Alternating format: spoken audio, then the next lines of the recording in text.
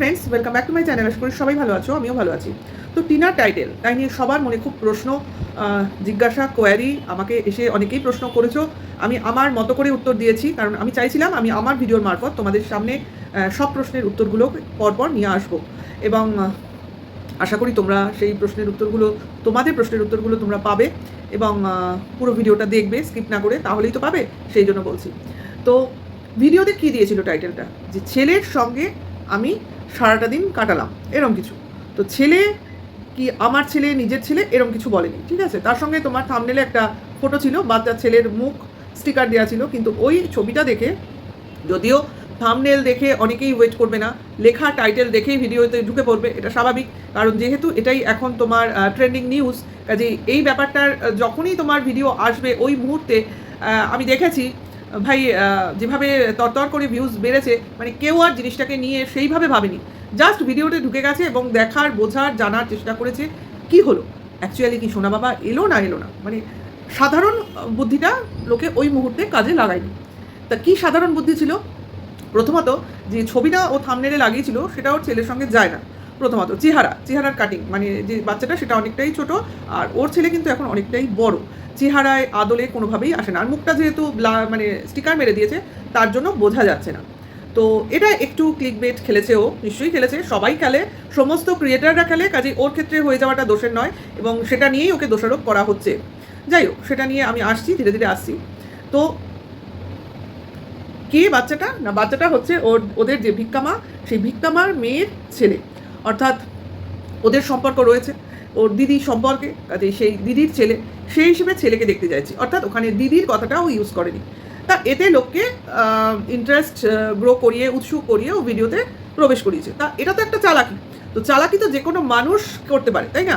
এই চালাকি ও করতেই পারে, কারণ ওর ভিউজ প্রয়োজন। দেখো ভাই, যে কোনো ব্লগার তার চ্যানেল গ্রো করা বা চ্যানেলে ভিউজ ক্রিয়েট করা বা রেভিনিউ ইনকাম করার জন্য যে কন্টেন্ট ক্রিয়েট করা, এগুলো তো এক একটা স্ট্র্যাটেজি থাকেই।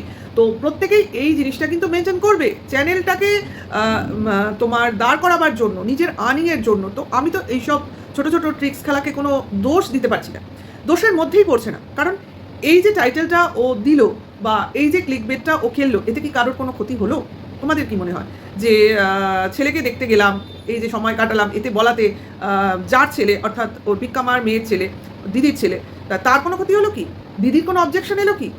কিছুই তো আসেনি, বা কারোর কোনো আর্থিক ক্ষতি, শারীরিক ক্ষতি, কোনো কিছুই হয়। তাহলে এই জিনিসটা না দেওয়ার কারণ কি?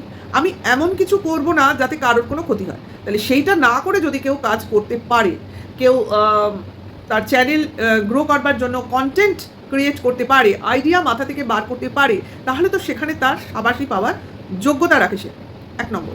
দ্বিতীয় যে প্রশ্নটা বারবারই আসছে, যেটা ভিউয়ার্সের ইমোশনকে নিয়ে এখানে খেলা হয়েছে, অর্থাৎ টিনার যে পজিটিভ ভিউয়ার্স আছে, অর্থাৎ টিনার যারা সাপোর্টার আছে, ঠিক আছে, তারা কি চাইছে এই মুহূর্তে দাঁড়িয়ে, না যেন তেন প্রকারে টিনার ছেলে, অর্থাৎ সোনা বাবা টিনার কোলে উঠে যাক, ব্যাস, এতেই তাদের শান্তি, এতেই তাদের চক্ষু সার্থক, এতেই তারা জয়ের নিঃশ্বাস ছাড়বে। বুঝতে পারছো কি বলছি?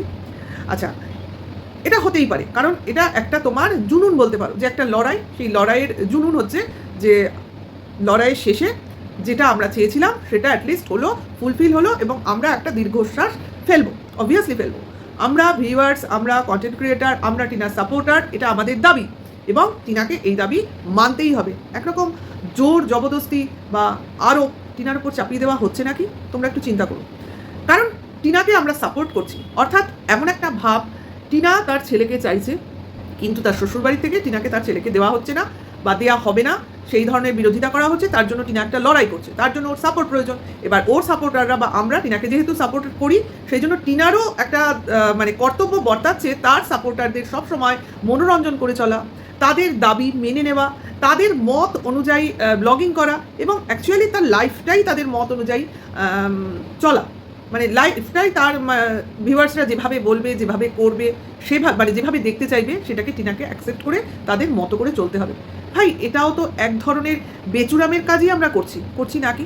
বেচুরাম 5 বছর ধরে টিনার ওপর যে ধরনের জবরদখল, খবরদারি, নির্দেশ, আদেশ এইগুলো চালাচ্ছিল, এইভাবে চলো, এইভাবে ব্লগিং করো, এইভাবে ক্যামেরা করো, এইভাবে কন্টেন্ট করো, এইভাবে রোজগার করো, এখন ঘুমো তখন ঘুমিও না, এখন খাও তখন খেও না, এখন বাপের বাড়ি যেতে পারবে না, ওই সময় সুযোগ হলে যাবে, এখন ছেলে নিয়ে যেতে পারবে না, তখন ছেলে নিয়ে যেও, এই যে খবরদারি একটা লোককে চালনা করা, এটাই তো বেচু করেছে 5টা বছর ধরে। সেই জায়গা থেকে টিনা যখন বাইরে বেরিয়ে একটা নিঃশ্বাস ছাড়ছে খোলা আকাশের নিচে, সেই একই কাজ আমরা করছি কতগুলো কন্টেন্ট ক্রিয়েটার এবং ভিউয়ার্সরা মিলে তার উপর দাবি চাপিয়ে দিচ্ছি, তাকে আবার একটা চাপান উত্তরের মধ্যে আমরা ফেলে দিচ্ছি। আমি কিন্তু এটা করতে চাইছি না, তোমরাও কিন্তু করো না। একটু ভেবো, মেয়েটাকে একটু নিঃশ্বাস নিতে দাও, সে করছে, তারও কিন্তু নিজের ছেলেকে পাওয়ার ইচ্ছা আমাদের থেকে বেশি। ভাই আমরা তো অনেক দূরে, অনেক দূরে। যার ছেলে তার কতটা খারাপ অবস্থা ভাবো তো, আমরা যতটা ফিল করতে পারছি তার থেকে সে কি আর আরও মানে কোনো ফিলই রাখে না? মানে এটাই কি বলতে চাইছে দর্শক, যে আমরা তোমার থেকে বেশি ফিল করি, তুমি কম ফিল করো? তাই কি হয়? আজকে টিনা যে কথাটা বললো, যে টাইটেলে লিখলো, এর থেকে কি ওর বাচ্চার প্রতি কোনো আগ্রহ, ভালোবাসা, আদর, স্নেহ এগুলো কিছুই প্রকাশ পেল না? ওরও এইভাবে ইচ্ছে করে না যে আজকে দিদির ছেলেটাকে যেভাবে আদর করছি, ছেলেটার সঙ্গে যেভাবে খেলছি, যেভাবে কথা বলছি, তার মুভমেন্ট দেখাচ্ছি, এইভাবে আমার নিজের ছেলেকে আমি কবে নিজের কাছে পাবো?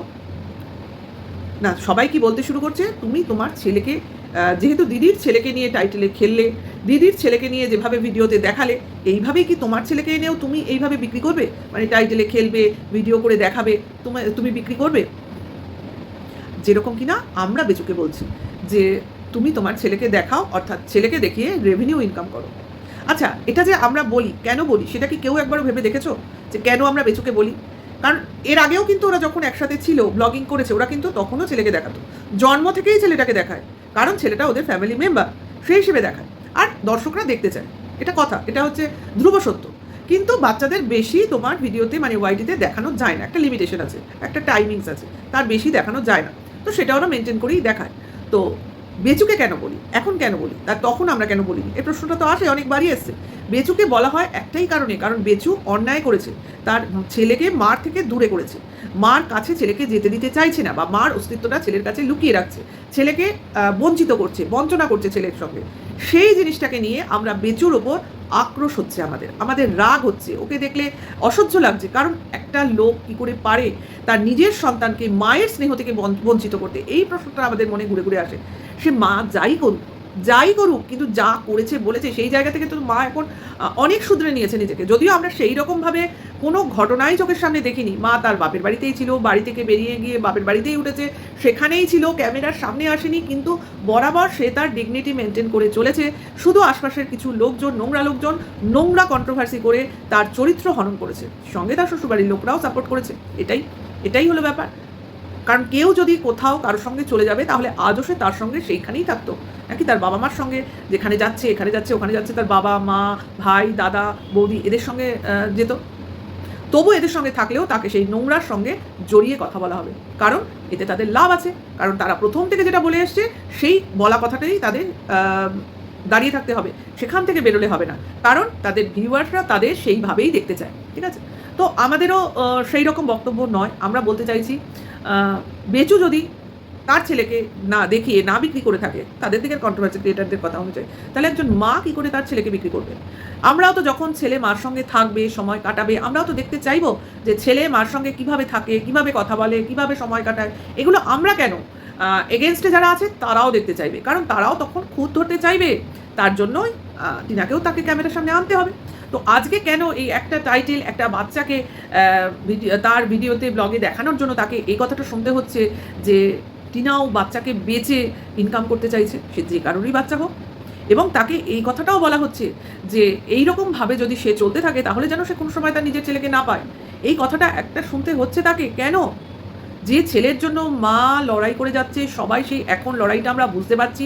এবং বিশেষ করে আমরা বুঝি চাই না বুঝি, বেচু অ্যান্ড বেচুর ফ্যামিলির সঙ্গে তার কন্ট্রোভার্সি ক্রিয়েটার যারা জড়িয়ে রয়েছে, বিশেষ করে কিমা, তারা প্রত্যেকে বুঝতে পারছে যে কি পরিমাণভাবে চেষ্টা করে যাচ্ছে টিনা তার ছেলেকে তার সঙ্গে পাওয়ার জন্য, না কেড়ে আনার জন্য নয়। এরা ভুল তথ্য পরিবেশন করে, একদমই ও কেড়ে আনতে চায়নি, কোনো সময় চায়নি। সে চেয়েছে, তার জন্যই কাস্টাডি কেস করেনি, তার জন্যই ও চেয়েছে ও যেভাবে বাবার কাছে থাকবে সেভাবে কিছুদিন মার কাছেও থাকবে, কিছুদিন বাবার কাছে থাকবে, মা দেখা করতে যেতে পারবে, বাবা দেখা করতে আসতে পারবে, বা মা দেখা করতে যাবে বাবার বাড়িতে, বা বাবা আসবে মার বাড়িতে। এইরকমভাবে ছেলের জন্য তারা দেখাশোনা করবে, সব কিছু মিলিত সিদ্ধান্ত নেবে ছেলের ভবিষ্যতের কথা ভেবে।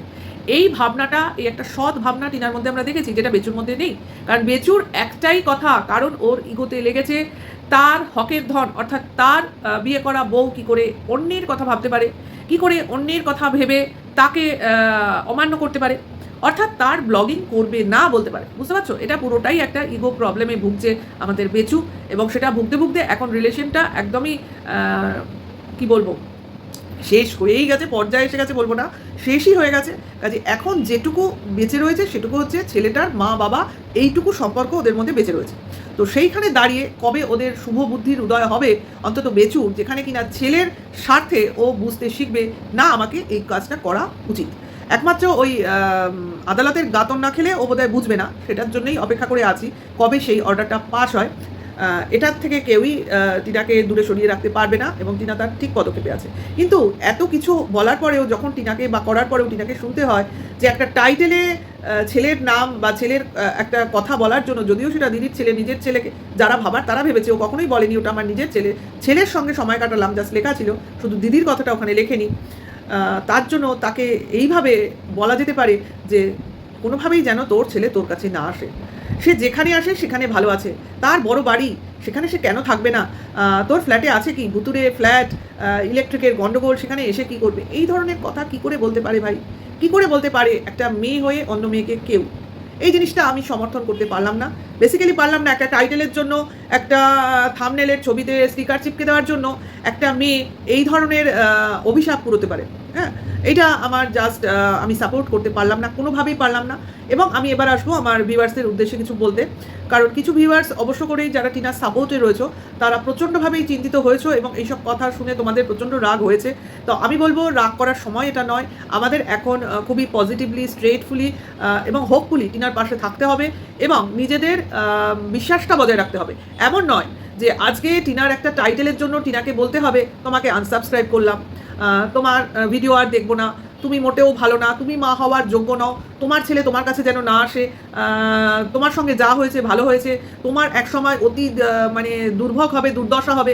এই ধরনের কথা যেসব ভিউয়ার্স একটা জিনিসের ঘটনা দেখেই বলতে পারো, তারা যাই হোক প্রকৃত ওয়েল উইশার হতে পারো না, এটা কিন্তু একদম পরিষ্কার কথা।